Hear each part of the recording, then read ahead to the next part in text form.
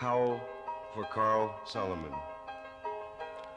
I saw the best minds of my generation destroyed by madness, starving, hysterical, naked, dragging themselves through the Negro streets at dawn looking for an angry fix. Angel-headed hipsters burning for the ancient heavenly connection to the starry dynamo and the machinery of night,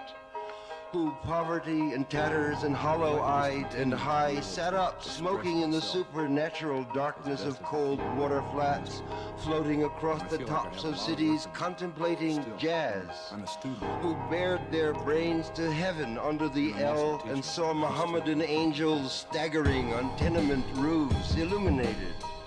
who passed through universities with radiant, cool eyes hallucinating Arkansas and Blake light tragedy among the scholars of war,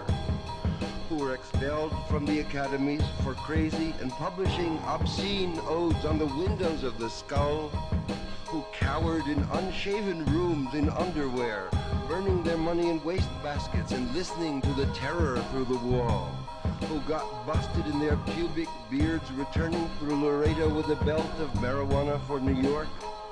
who ate fire and paint hotels or drank turpentine in Paradise Alley, death,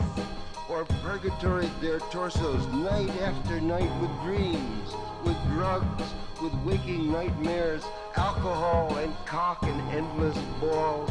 incomparable blind streets of shuddering cloud and lightning in the mind leaping toward poles of Canada and Patterson, illuminating all the motionless world of time between. Peyote solidities of halls, backyard green trees, cemetery dawns, wine drunkenness over the rooftops, storefront boroughs of tea-head, joyride, neon, blinking traffic light, sun and moon and tree vibrations in the roaring winter dusks of Brooklyn, ashcan rantings and kind king light of mind,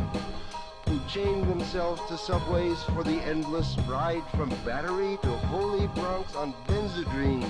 until the noise of wheels and children brought them down, shuddering, mouth-racked and battered, bleak of brain, all drained of brilliance in the drear light of Zoo, who sank all night in submarine light of Bickfords, floated out and sat through the stale beer afternoon in desolate Fugazis, listening to the crack of doom on the hydrogen jukebox, who talked continuously 70 hours from park to pad to bar to Bellevue to museum to the Brooklyn Bridge, a lost battalion of platonic conversationalists jumping down the stoops, off fire escapes, off window sills, off Empire State, out of the moon. Yakety-yakking, screaming, vomiting, whispering facts and memories and anecdotes and eyeball kicks and shocks of hospitals and jails and wars, whole intellects disgorged in total recall for 7 days and nights with brilliant eyes, meet for the synagogue cast on the pavement, who vanished into nowhere in Zen, New Jersey, leaving a trail of ambiguous picture postcards of Atlantic City Hall. Suffering eastern sweats and Tangerian bone grindings and migraines of China under junk withdrawal in Newark's bleak furnished room, who wandered around and around at midnight in the railroad yard, wondering where to go and went, leaving no broken hearts, who lit cigarettes in boxcars, racketing through snow toward lonesome farms in grandfather night, who studied Plotinus, Poe, St. John of the Cross, the Book of the Dead, telepathy, and Bop Kabbalah, because the cosmos instinctively vibrated at their feet in Kansas,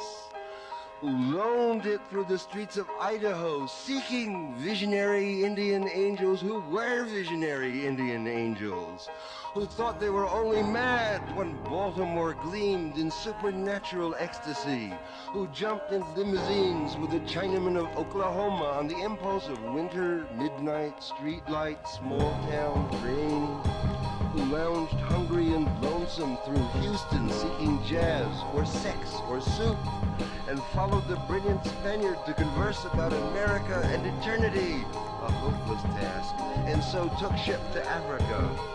who disappeared into the volcanoes of Mexico, leaving behind nothing but the shadow of dungarees and the lava and ash of poetry scattered in fireplace Chicago,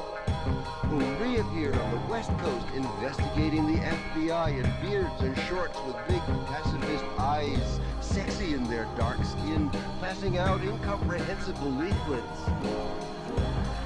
who burned cigarette holes in their arms, protesting the narcotic tobacco haze of capitalism,